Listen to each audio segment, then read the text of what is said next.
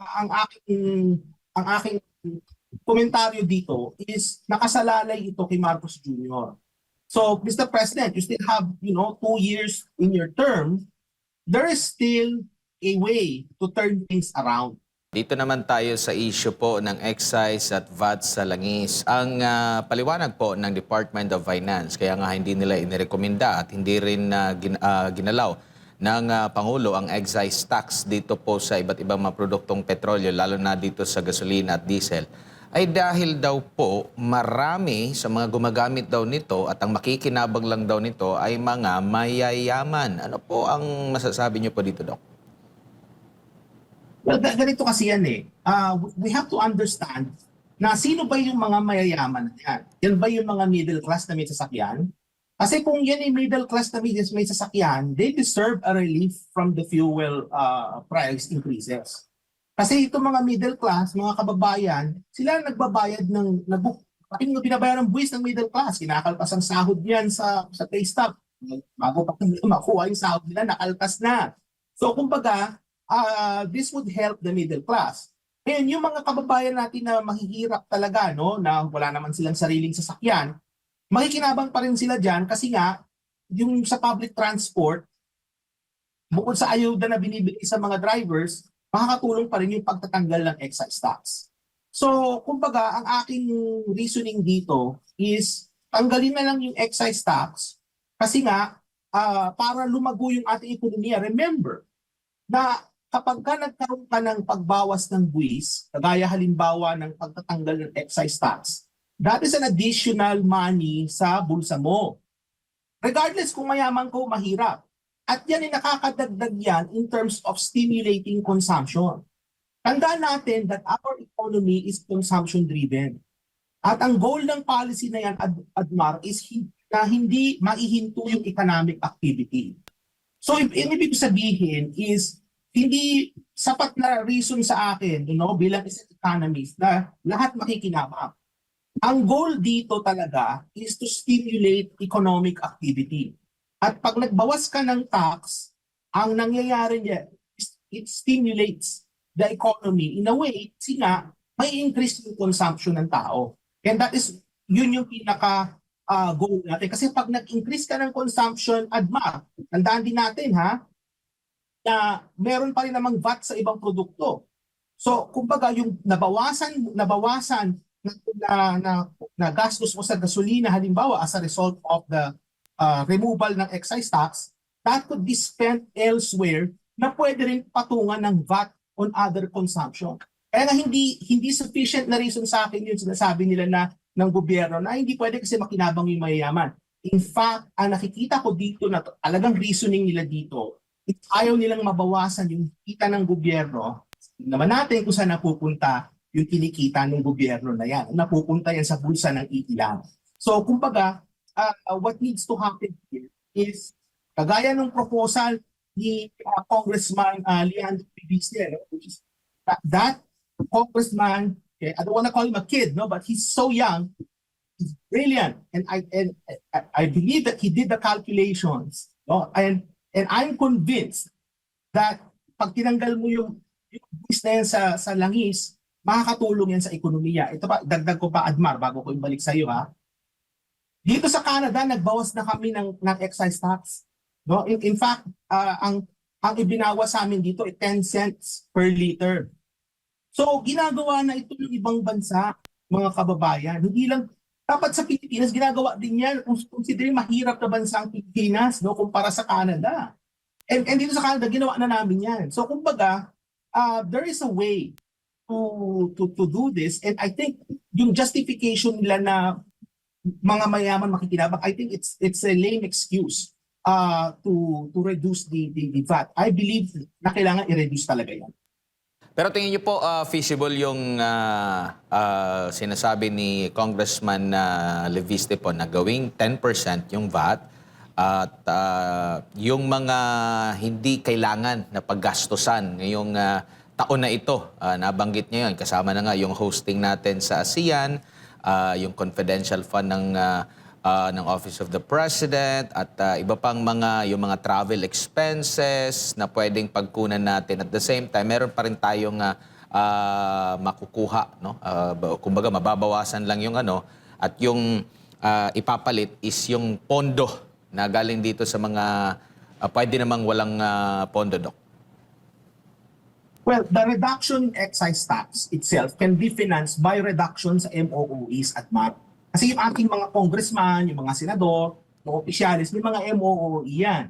So yung reduction ng MOOEs, that can help finance the reduction in, as a result of, binaba mo yung excise tax ng gasolina. Bilang yon, yung mga inefficiencies sa gobyerno. So pag sinabing inefficiencies, may mga duplication dyan ng mga opisina. Kumbaga yung ating gobyerno, Adman, it's so big and it's so inefficient. I mean, a classic example ko nito is yung sa ID, yung ano natin, yung national ID. Hanggang ngayon dahil pa rin walang ID. Ang daming nilang resources na spend diyan. Bakit hanggang ngayon wala pa rin? No, so kumbaga, di mo makikita yung inefficiency ng gobyerno and that inefficiency needs to be addressed. May mga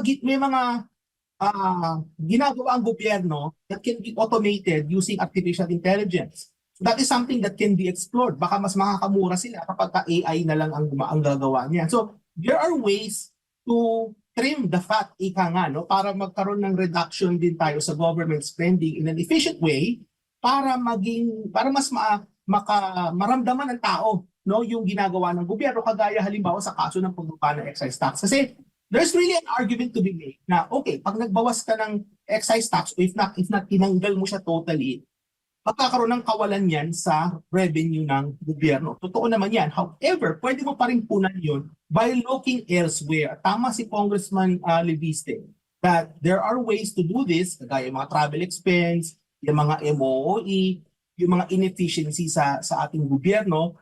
By the way, without necessarily selling GOCCs. Kasi meron din mga proposal na magbebenta ng mga asset ang gobyerno.